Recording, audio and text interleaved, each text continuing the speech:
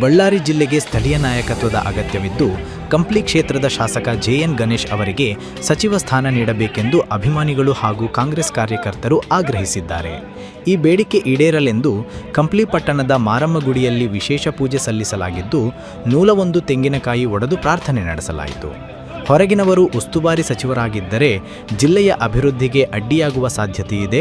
ಆದರೆ ಸ್ಥಳೀಯ ನಾಯಕರಾದರೆ ಜಿಲ್ಲೆಯ ಜನರ ನಾಡಿಮಿಡಿತ ಹಾಗೂ ಸಮಸ್ಯೆಗಳನ್ನು ಅರಿತು ಪರಿಣಾಮಕಾರಿಯಾಗಿ ಕೆಲಸ ಮಾಡಬಹುದು ಎಂದು ಅಭಿಮಾನಿಗಳು ಅಭಿಪ್ರಾಯಪಟ್ಟಿದ್ದಾರೆ. ಯುವಕರಾದ ಜೆಎನ್ ಗಣೇಶ್ ಜಿಲ್ಲೆಯ ಅಭಿವೃದ್ಧಿಗಾಗಿ ಶ್ರಮಿಸುವ ಗುಣ ಹೊಂದಿದ್ದು 2 ಬಾರಿ ಶಾಸಕರಾಗಿ ಆಯ್ಕೆಯಾಗಿರುವ ಅನುಭವವೂ ಅವರಿಗಿದೆ.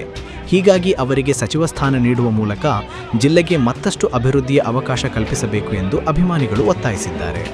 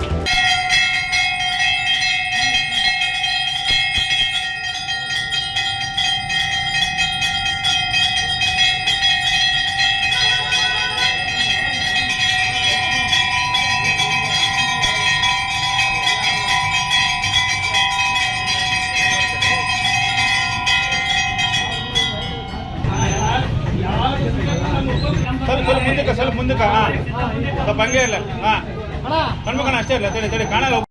ಯಾಕಂತಂದ್ರೆ ಏನೋ ಇಲ್ಲಿ ಗೊತ್ತಿದ್ದವ್ರಿಗಾದ್ರೆ ಈ ಜಿಲ್ಲೆದ ಬಗ್ಗೆ ಎಲ್ಲ ಅನುಭವ ಇರ್ತೈತೆ ಅಂತೇಳಿ ಯಾರಿಗೂ ಕರ್ಕೊಂಡೋಗಿ ದುಡ್ಡದವ್ರಿಗೆ ಕೊಟ್ಟರೆ ನಮಗೇನು ಒಳ್ಳೇದಾಗೋದಿಲ್ಲ.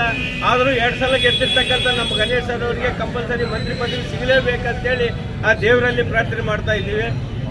ಈ ಸರ್ಕಾರದವ್ರು ಹೆಂಗನ್ನ ಇಲ್ಲಿ ಮಾಡಿ ನಮ್ಮ ಗಣೇಶ್ ಸರ್ ಅವರಿಗೆ ಮಂತ್ರಿ ಪದವಿ ಕೊಡಲೇಬೇಕಂತೇಳಿ ನಾವು ಒತ್ತಾಯ.